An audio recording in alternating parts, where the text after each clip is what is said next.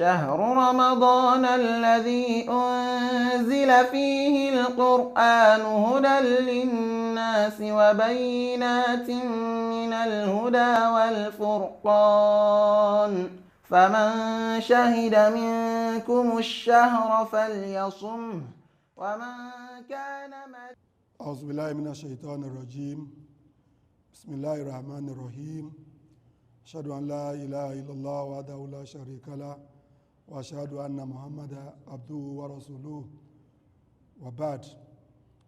My brothers and sisters, Assalamu alaikum wa rahmatullahi wa barakatuh. I congratulate you as we continue to progress in the blessed month of Ramadan, a period when we are able to exclusively pay attention to moving closer to Allah subhanahu wa ta'ala. We have been discussing the danger tribalism poses to us. We have looked at tribalism, the Islamic perspective.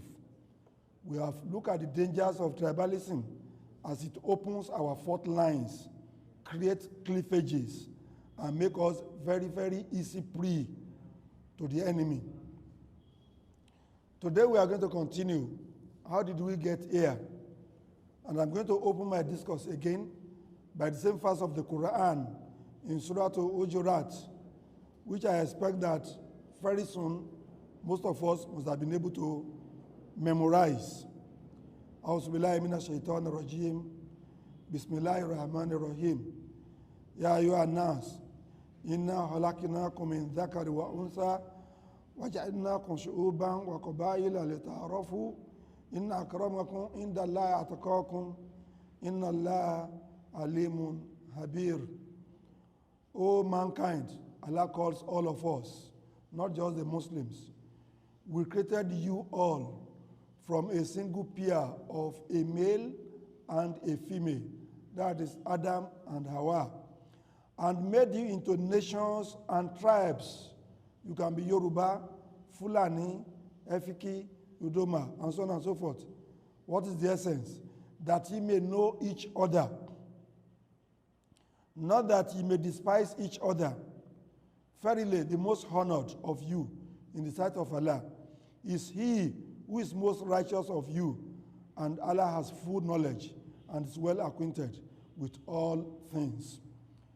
Here, Allah subhanahu wa ta'ala has made it clear to us the essence of our being in different tribes, nations, and groups is for us to be able to know ourselves, to work together, to trade together, to live together, to intermarry, to build companies together, to farm together, and so on and so forth. But what do we have today? Allah says, "Lita'arafu," so that you may know yourselves, understand yourselves, and work together, not that you may despise yourself. But what is happening today is that we actually despise ourselves. We hate ourselves. The Yoruba man doesn't want to hear the Hausa man. The Hausa man doesn't want to hear the Udoma man. The Igbo man doesn't want to hear the Efik, and so on and so forth. We have become so divided that we are now advocating that the fault lines that we know should not be opened up properly on the basis of the tribes we assume will be the convenient line, the convenient cleavage. We are thinking the Yorubas will form Oduduwa nation. The Hausa Fulani will form their own. The Igbos will form their own. We did not ask, what will the Efik form? An Efik nation? An Yoruba nation? And then the Tiv people will form the Tiv nation, the Idoma will form the Idoma nation, the Birom will form the Birom nation.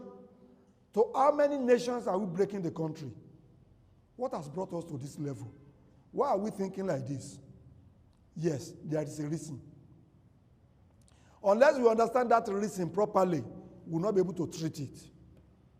The reason for this is the result of accumulated frustrations from colonial days to independence, and from military days to today when we are in democracy,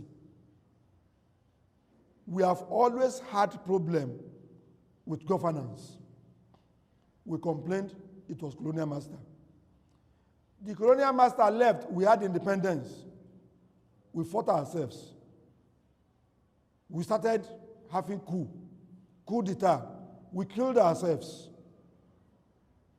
From the time the first coup was announced,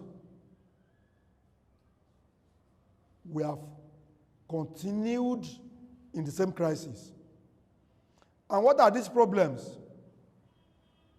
Basically two. The first is economic. We have serious economic problem. We are a people that live in riches, but our pockets are very, very poor. We see our colleagues celebrating riches, but majority of people have to queue at their doors, have to beg them to get sustenance. The few rich will afford anything. Just mention it. They buy cars, they buy houses, they buy land, they buy helicopter. While the poor cannot even afford to ride a motorbike.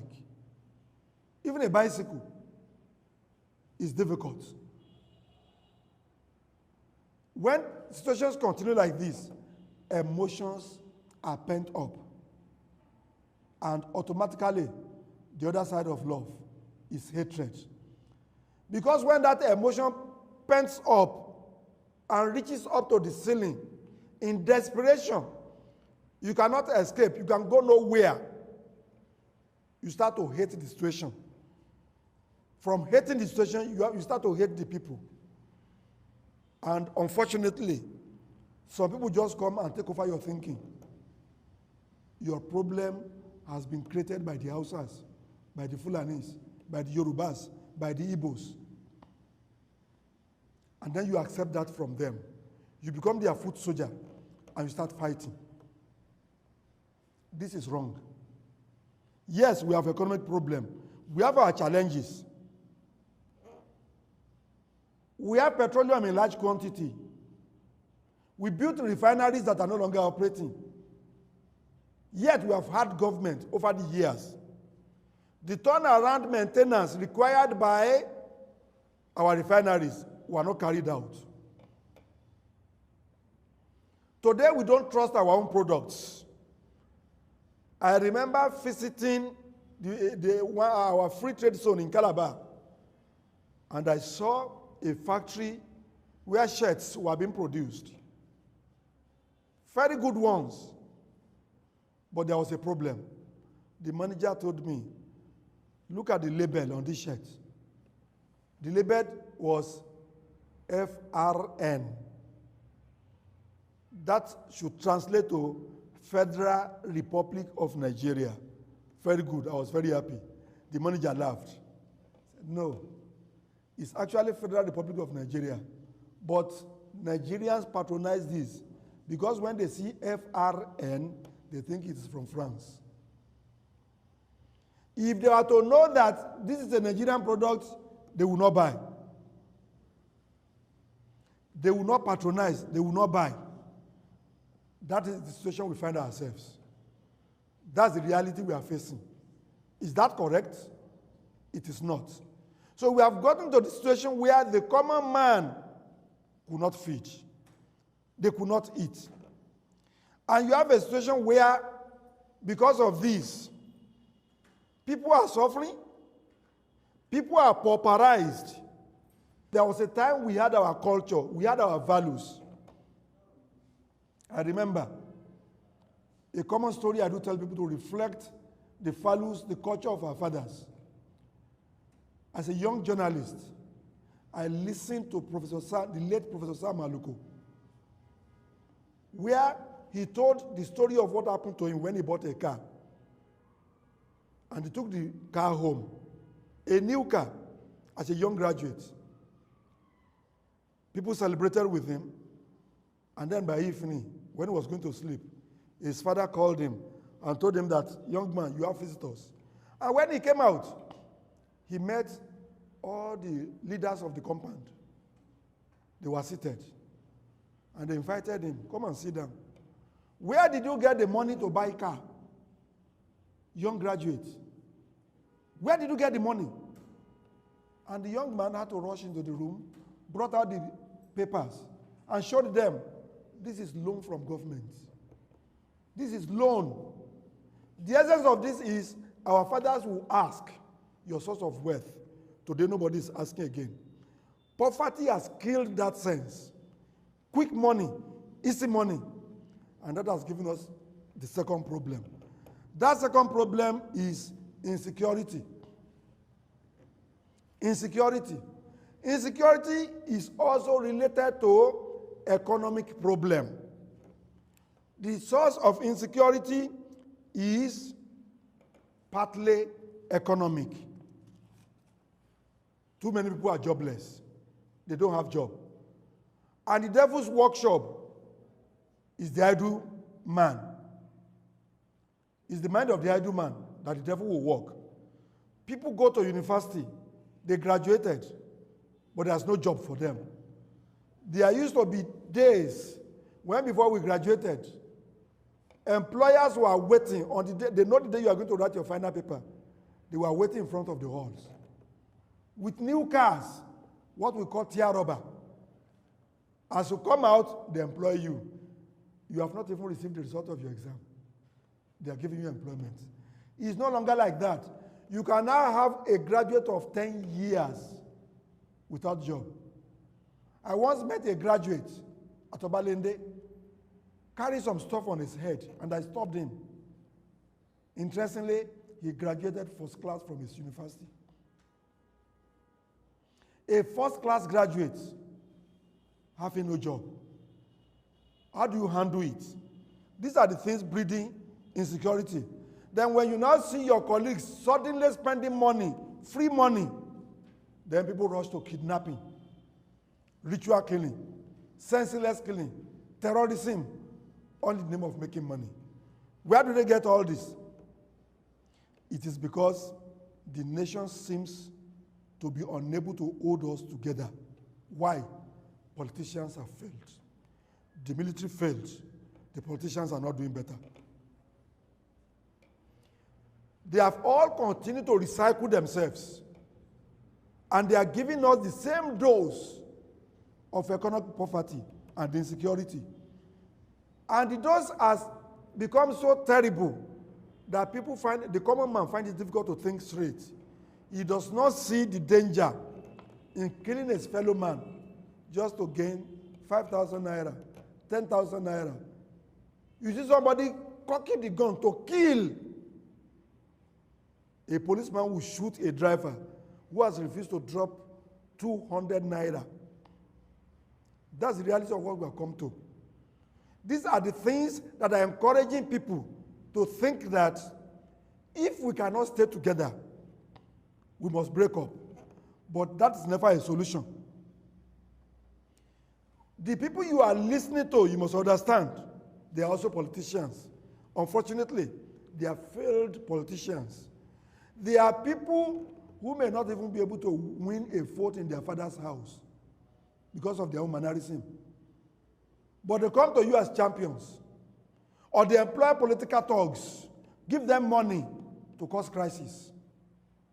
In age of this call, they think, if I create an Oduduwa Republic, yes, I'll be better off.